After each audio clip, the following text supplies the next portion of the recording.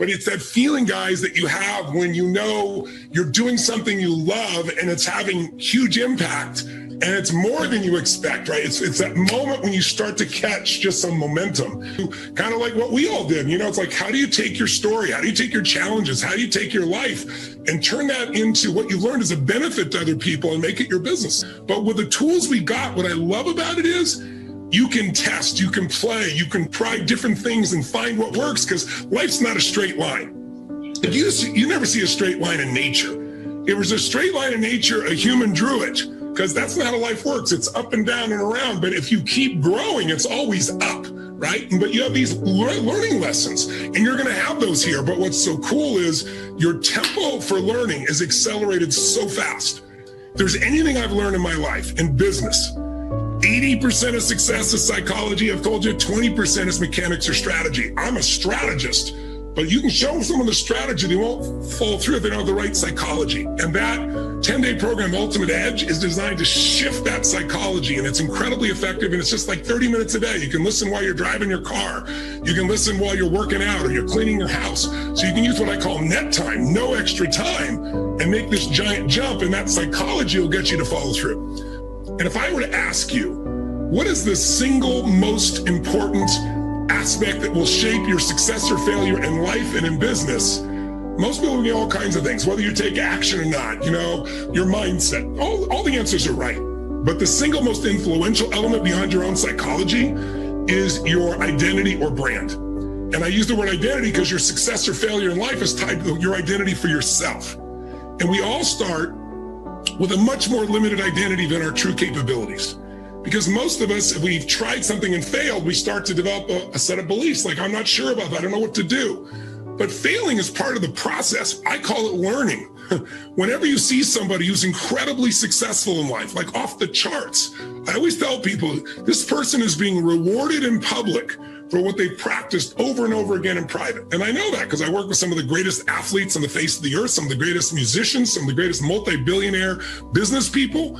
And so I've gotten to see behind the scenes, not only in my own life and my own experience as well. So you want to be able to build an identity within yourself that gets you to follow through. And you got to build a brand in the real world that makes people want to do business with you. So let me clarify. What do I mean when I say identity? What I mean is we all have a belief about who we are. We might have beliefs of what we're capable of, but then there's who we are right now. And it's kind of like, we all have goals. You ever done this? You're at a big goal and you say, I'm going to go destroy it. I'm going to go change the world. I'm going to do whatever. I'm going to make $1 million, whatever it was. And I'm going to go do this. And then some part of your brain goes, who are you kidding? Right? Because one part of your mind, your conscious mind saying one thing, your unconscious saying another. And one of the things you're going to learn as you go through our programs together is how to condition your conscious mind till it goes deep in your unconscious, to where your brain doesn't question. Because when something gets in your unconscious mind, it just happens. It's like your brain is like a servo mechanism, like a missile. In the old days, if you pointed a missile at something and your angle missed, you missed the target. But today, we have a servo mechanism, just like your brain. And what that does is if the target moves, it moves with the target and follows it till it hits it. Your brain works that way when you learn how to condition it. And the thing that conditions your brain the most is your identity, your definition for yourself. We all have a definition. I'm a winner, I'm a loser. I'm a person of tremendous discipline, I have zero discipline. It's not just a discussion, it affects everything. It affects what you think about, what you're willing to try, what you appreciate, what risks you'll take, how much you'll succeed or how much you'll fail. And so think of your identity as your comfort zone.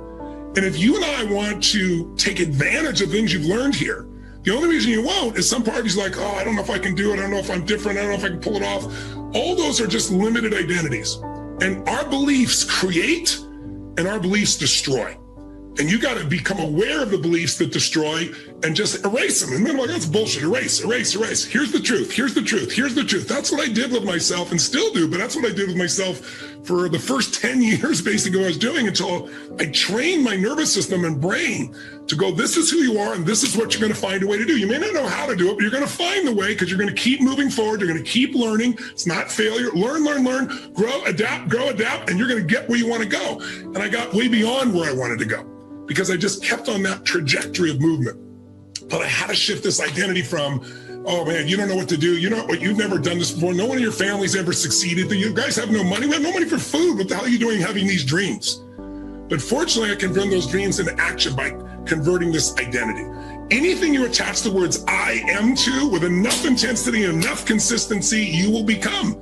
But that set of experiences train me. Because think of it this way, if you don't train your brain for your identity, you're going to accept whatever life has given you. It's kind of like, it's like a thermostat. If I set the thermostat in the room at 68 degrees, and 68 degrees represents your identity, your comfort zone. It's not your goal. It's not who you want to be. It's what you're used to. And so 68 degrees could be a metaphor for how much money you're used to earning. You want to make, $1 million or 10,000 a month or whatever the number is, but you're making, 50,000 a year or 4,500 a month or whatever it is. And that's what you're used to. There's what you want and then there's what you're used to, your identity. And here's what I'll tell you. The strongest force in the human personality is the need to stay consistent with how you define yourself. I'm going to say that again. It's worth jotting down. It's a lot of words, but if you're willing to, the strongest force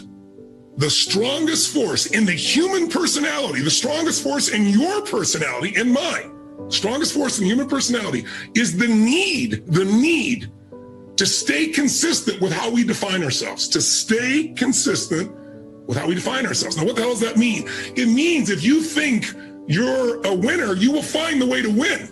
If you think you're a loser, you'll find the way to lose unless you shift that identity. That's why people can go to seminars or courses, and I always start with, we're going to get you to do things that break up your identity. This week, Russell, when we were talking, and Dean and I, we're all saying, we got to get people this week. If we're going to add real value, it's beyond what we're teaching them.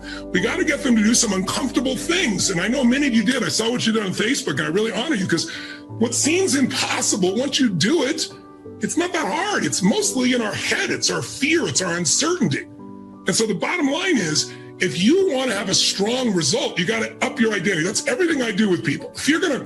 If your identity, for example, if you hear someone say, I stopped smoking for 3 days, and I always say to them, why, or drinking or whatever, I'll say, why are you counting? Because you want to know how many days you are so you can tell people how long you lasted this time? I say, there's a big difference between somebody who's trying to stop smoking and somebody who actually does. The difference is identity. If you stop smoking and somebody offers you a cigarette, you don't say, they say, would you like a cigarette? You don't say, what brand is it? You go, no. I'm not a smoker. I'm not one of those. When your identity changes, your behavior changes permanently. Your identity changes, your emotions change permanently. And what will change your identity is doing things you've never done before, over and over. They're uncomfortable, and then you're going to succeed